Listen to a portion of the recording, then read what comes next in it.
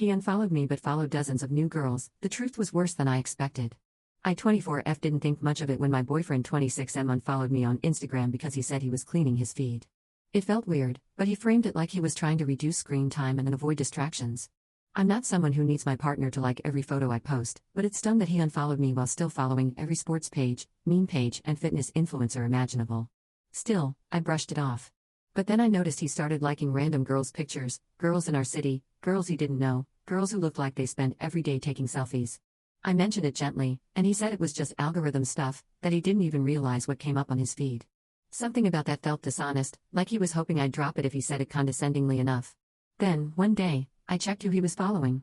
In a span of a week, he had followed dozens of new women. Not celebrities, regular girls.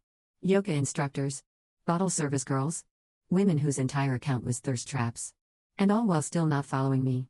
I confronted him again, and he sighed like I was annoying him. He said Instagram sometimes auto-follows accounts and I must have misunderstood.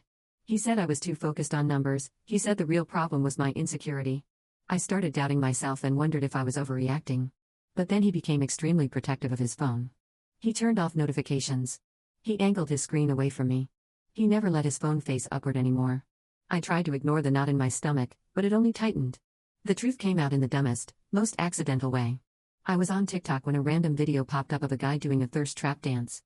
The username wasn't his, but the room in the background was unmistakably his. Same posters. Same old dresser.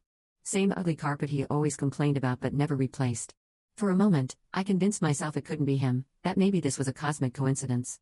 But then he lifted his hand briefly, and I saw the tattoo on his knuckle. My heart dropped. Someone had screen recorded one of his videos from a private account and posted it for laughs.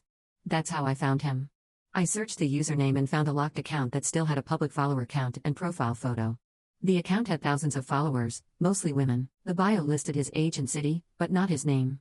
When I clicked the tagged videos from the TikTok repost, it was all him, shirtless mirror videos, slow-motion lip-biting, good morning beautiful clips, and captions like, could treat you right if you let me, kissing face emoji. It was him, pretending to be single. Him, marketing himself. Him, living a digital double life. The comment threads were full of women flirting with him, asking if he was single, and he responded flirtatiously to nearly all of them. He even posted Q&As where he talked about taking a break from relationships to work on myself, while I was literally in the next room making us dinner. I confronted him with the username. At first, he said it wasn't him. When I pointed out the tattoo, he said it was just for fun. When I asked why he needed a secret account full of thirst traps, he said it was a creative outlet. When I asked why he messaged women saying he was single, he said it was role-playing. When I asked why he unfollowed me but followed dozens of new girls, he said he didn't want me to feel pressured by his social media presence. Every answer was worse than the last. He flipped everything back on me and said I had trust issues, and that I shouldn't have searched for the account. Somehow, in his mind, the real betrayal was me connecting dots he tried poorly to hide. The moment that broke something in me was when I asked why he never let me follow his main account but let complete strangers follow the private one. He had no explanation. Just silence. And then, why are you being so dramatic? But the truth was simple, he wanted attention that didn't come with accountability. He wanted validation without responsibility. He wanted to play single online while having the stability of a girlfriend at home. Leaving him didn't feel like a breakup. It felt like waking up from a dream I didn't realize was a nightmare. I wasn't losing a partner, I was removing a parasite that fed on attention, secrecy, and ego. I still catch myself wondering how long he thought he could juggle both lives. But the answer is probably forever. If I had ignored my instincts. That private account had more honesty than our entire relationship, and that's when I understood, you can't build something real with someone who thrives on being fake.